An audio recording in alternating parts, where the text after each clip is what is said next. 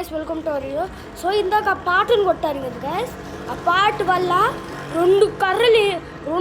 ఒక కర్ర రెండు పాటలు వచ్చినాయి. సో చూడండి, ఇదొక పాటు అదొక పాటు, ఇదిగోండి వంగింది. ఇది ఆ పాటను కొట్టాను కదా, బ్లూ పాటు, దాన్ని కూడా కొట్టాను. దాన్ని కొడితే ఇంక వుడ్డును కూడా కొట్టాను. అదిగోండి అక్కడ వుడ్ ఉంది కదా, ఆ వుడ్డును కొట్టాను.